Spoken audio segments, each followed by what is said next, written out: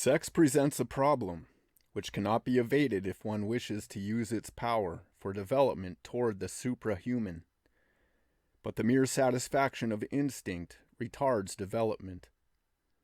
Certain doctrines preach the use of sexual excitement as a means of awakening higher faculties and extraordinary powers. But such methods are really dangerous and should be shunned. What they evoke is not the higher faculties, but unhealthy forces from which it is then almost impossible to free oneself. This is one of the greatest perils a man can be involved in, for he becomes the slave of these powers, and runs the risk of complete nervous and mental unbalance. On the other hand, the repression of the sexual instinct is equally a danger. Psychology has demonstrated that a passion violently thwarted is stifled rather than overcome. Conquest is only real when the adversary is disarmed by a more powerful expression of the vital force. So long as we exist in physical bodies, we are subject to nature's law of dualization, by which affinity is created between complementary opposites which are separated. This dualization, which is the foundation of nature and its basic evil, is also the foundation of terrestrial experience, the object of which is to transcend nature and return to union with the One. It is also the foundation of our cultivation of consciousness, since it gives us the possibility of choice between opposite qualities, between the real and the relative, between what is good or evil for us at the moment. This dualization, being the cause of affinity between complementary opposites, is the cause of sexuality and of the desire that men call love. The error is to confuse love, desire, and need. Need is an appetite, and only concerns the physical body. Needs are therefore of the animal nature, the result of physiological functions stimulated at the appropriate point of the natural cycle. Desire, when aroused by need or instinct, is a purely animal impulse, but quite apart from animal impulses, desire can exist in man as an affinity for qualities or states of being of a more subtle sort. As a rule, however, we are not conscious of its deeper cause, and so we pervert the character of such a desire by confusing it with mere wishes or even needs, and use it as an excuse for gratifying them, and thus the idea of love is vulgarized. Yet the idea of love, although applied to sexual desire, is a symbol of the absolute love, which has no single object, and which is the fruit of awareness of mutual solidarity. Sexual selection by affinity is a present manifestation of this cosmic love. The danger lies in confusing the origins of the various emotions of love, physical, sentimental, ideal, or even supposedly spiritual, for they have generally a sexual foundation, whether conscious or unconscious. For the relation of sex to the brain and liver is either forgotten or unknown. These three factors, the grand triad of the personality, affect one another so closely that it is often difficult to distinguish which of them is responsible for a sudden stirring of passion, desire, or thought.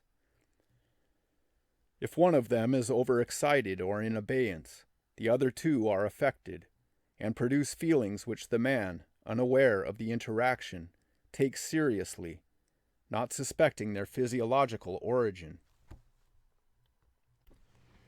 Besides the sexual stirrings produced by the cycles of nature and human life, each individual is influenced by his own particular instincts, which make him react sexually to certain actions or circumstances.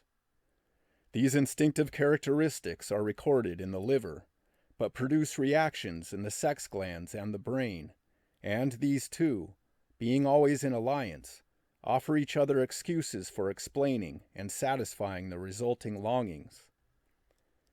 The unawakened man is overtaken by these impulses, and easily becomes their slave, spending his energy on them, but not becoming enlightened. But he who wishes to escape from his animal nature will sincerely try to uncover his instincts and observe their working. He will, of course, lose the exciting effect of being taken by surprise, but he will gain in exchange the opportunity of using his instincts consciously to increase his vital fire. Instead of prostituting the idea of love by confusing it with the satisfaction of an instinct.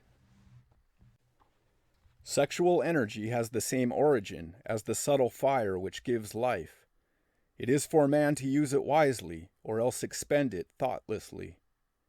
He whose aim is satisfaction will refuse to learn control, preferring to be at the mercy of surprises and receive his pleasure without effort. But the man who has in him, even unconsciously, a sense of the true love, will be ashamed of animal sexuality, except in the service of perpetuating the species. This comes from his moral sense, the voice of conscience, which is our judge. Then the problem arises, what to do with the vital fire? Should one suffocate it, or can it be used to raise us to a higher life? To deny or suffocate sexual excitement is an act of suppression dictated by the will, and results only too often in redirecting the energy into intellectual or sentimental imaginings, with psychological trouble as a frequent consequence. Alternatively, continual suppression may lead to flaccidity, which is the way of death and not of life, for impotence is not the same as mastery. True mastery, without unfortunate consequences, is only attained when an inferior joy is replaced by a higher one.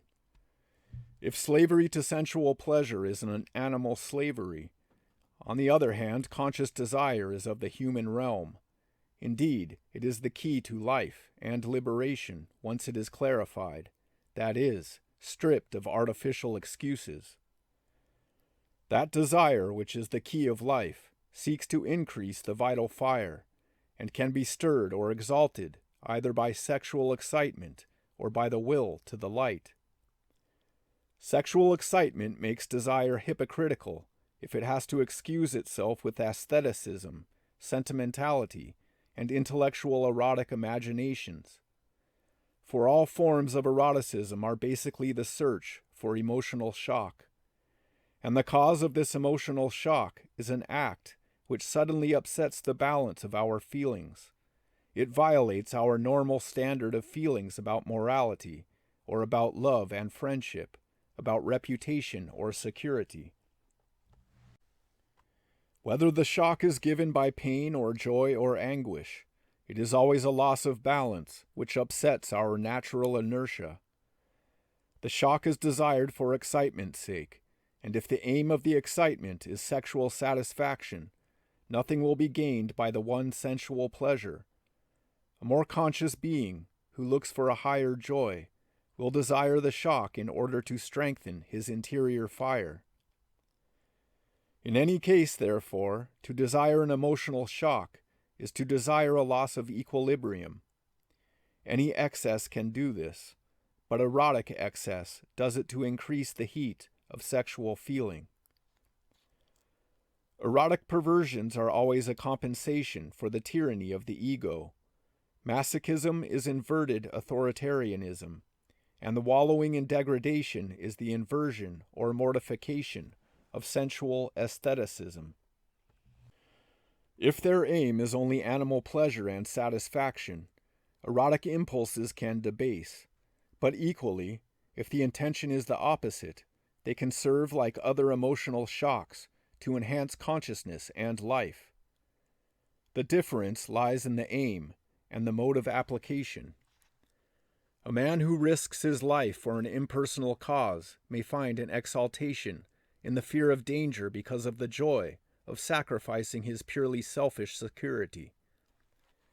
If you can choose at will either to yield deliberately to your animal nature, without making excuses for it, or else to control it and find in doing so the exaltation of sacrifice, then you have found one of the keys of life, the key to the transmutation of the vital fire. The joy of overcoming oneself transforms the desire for a fugitive pleasure into desire for the infinite joy. This cannot be too often repeated.